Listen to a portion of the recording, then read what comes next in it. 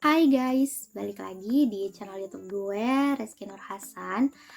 Dan di video kali ini gue mau kasih tips ke kalian gimana caranya biar kita itu bisa nabung 7 digit dalam waktu 1 tahun meskipun kita masih berstatus mahasiswa. Oke guys, jadi gue mau jelasin terlebih dahulu kenapa kita tuh sebagai mahasiswa harus punya yang namanya tabungan cadangan. Kalau gue bilangnya tabungan cadangan. Kenapa? Karena yang pertama, kuliah itu membutuhkan banyak banget biaya. Ada biaya yang emang perlu banget setiap bulan, kayak bayar buku, bayar iuran, dan lain-lain. Terus ada juga yang namanya biaya dadakan, kayak misal ada kegiatan, itu tuh pasti membutuhkan cuan guys. Dan menurut gue sebagai mahasiswa kita tuh harus bijak, pandai dalam mengelola uang. Apalagi kalau misalnya kita nih merantau dari satu daerah ke ibu kota, kalian akan kaget karena kalian akan mendapati ke ATM aja tuh kalian harus bayar gitu loh. Jadi benar-benar mahasiswa ini harus punya yang namanya tabungan cadangan, tabungan dadakan, tabungan apalah, terserah kalian mau ngomong apa. Yang jelas kalian harus punya tabungan. Oke. Dan selain itu guys, selain pengeluaran dadakan tadi yang gue bahas, banyak juga pengeluaran yang lainnya dari mahasiswa. Banyak banget teman-teman gue di kampus yang termasuk gue ya, kayak kita tuh harus beli baju, beli jilbab, beli tas, beli yang lain-lainnya yang mendukung penampilan kita di kampus. Dan itu tuh nggak membutuhkan uang yang sedikit guys. Kenapa? Karena dari ujung kepala sampai ujung kaki tuh harus berbeda setiap hari, yang bikin kita tuh pusing. Aduh, ini baju udah gue pakai nih kemarin, masa ini lagi, yang kayak gitu-gitulah. Kalian pasti paham lah ya, perempuan pasti nggak mau diledekin sama temennya, lo kok pakai baju itu lagi, lo nggak punya baju ya. Nah, itu tuh kita sangat antisipasi banget. Ini alasan paling kuat gue kenapa mahasiswa itu harus punya tabungan. Karena kalau dia mengikuti nafsu dia, mengikuti keinginan dia untuk berbelanja, maybe dia nggak bakalan bisa mencapai target dapat tabungan 7 digit dalam waktu 1 tahun. 7 digit ini itu maksudnya kalian punya tabungan di ATM atau dimanapun itu, mulai dari 1 juta sampai 9 juta. Karena kalau udah masuk 10 juta artinya udah 8 digit kan. Nah, tapi guys, gue saranin 7 digit aja dulu, mulai dari 1 juta, 2 juta, 3 juta. Nanti lama-lama baru kita bahas yang 8 digit ini.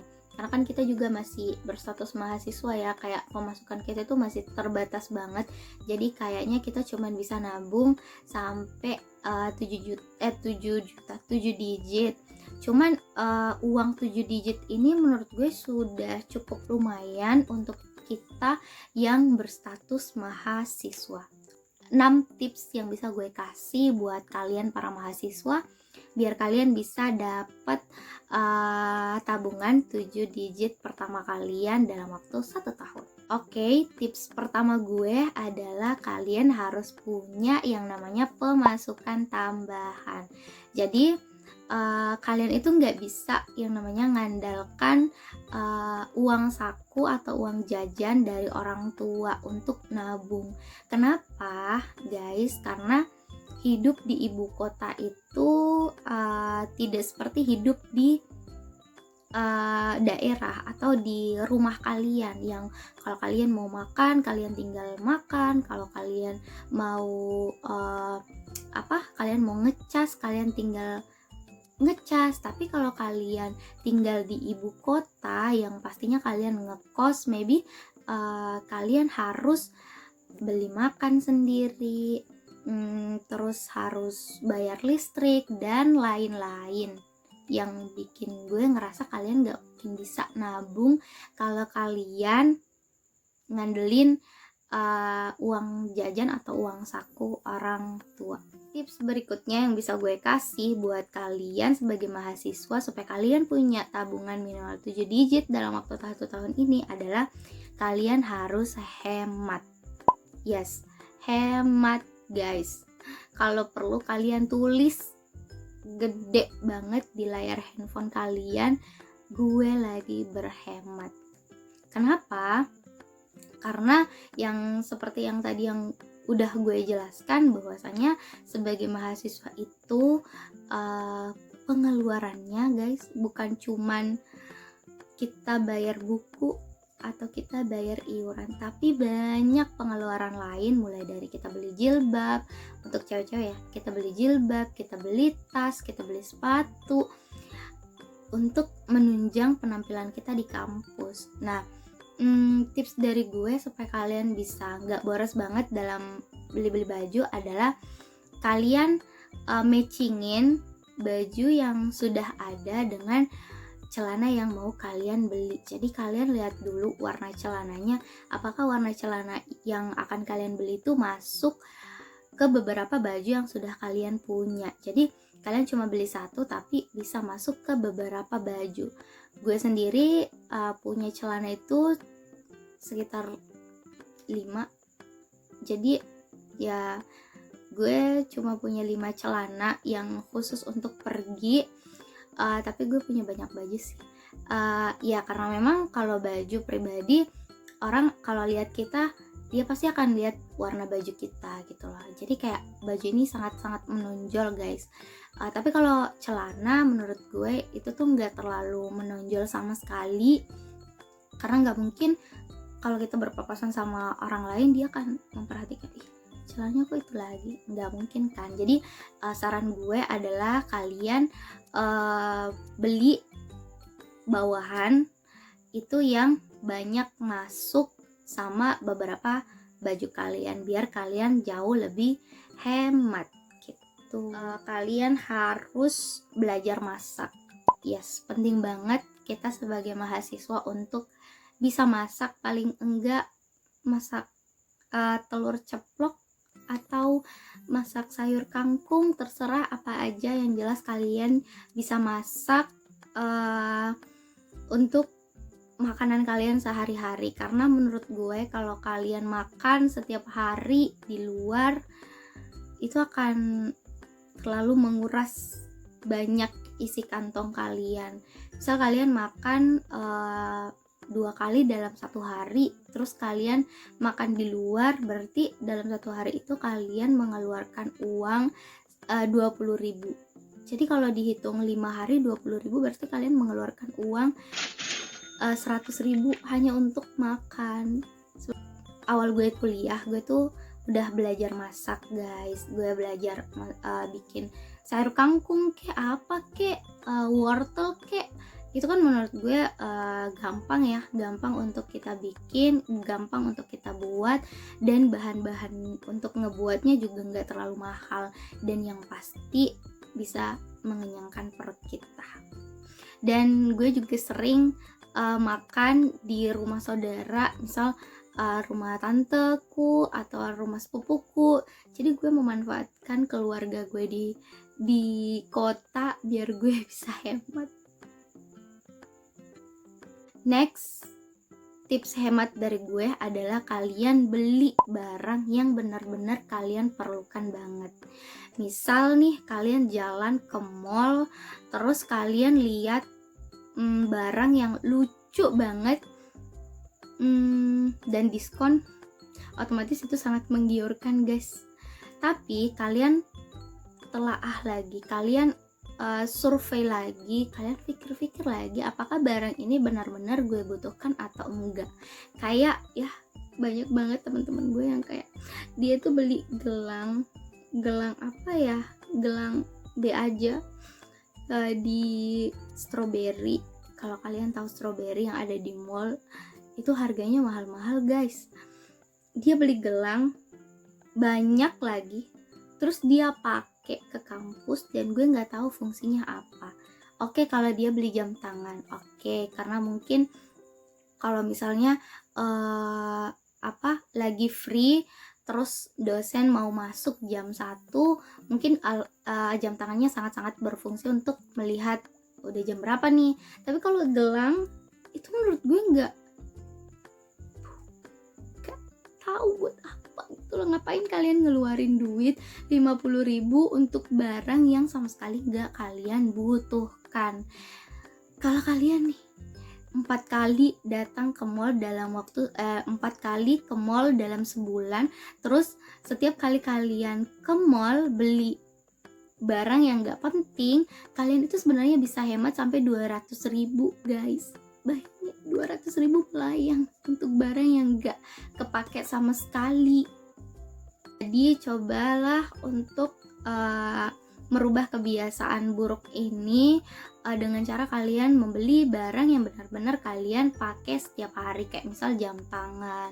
Yes, oke, kalian beli jam tangan karena memang kalian akan pakai jam tangan itu setiap hari gitu. Tips selanjutnya yang bisa gue kasih buat kalian biar kalian itu bisa punya tabungan 7 digit dalam waktu 1 tahun adalah kalian mengurangi pengeluaran kalian. Caranya gimana? Yang seperti gue jelaskan tadi, kalian harus pikir dulu apakah kalian perlu barang ini atau enggak. Terus yang kedua adalah kalian harus mulai belajar masak biar kalian lebih sering makan di kosan aja daripada makan di luar. Selain itu, kurangi juga yang namanya pernongkian. Oke, gue tahu kalian mahasiswa banyak tugas yang bikin kalian stres, tapi menurut gue dengan cara nongkrong setiap malam, setiap hari itu tuh akan bikin uang kalian mengalir dengan sangat lancar seperti air yang mengalir dari kerang, kayak lancar banget keluarnya. Jadi boleh kalian nongkrong, tapi jangan semua pernongkrongan kalian iyakan. Kayak si A ngajakin kalian nongkrong, ayo. Si B ngajakin kalian nongkrong, ayo.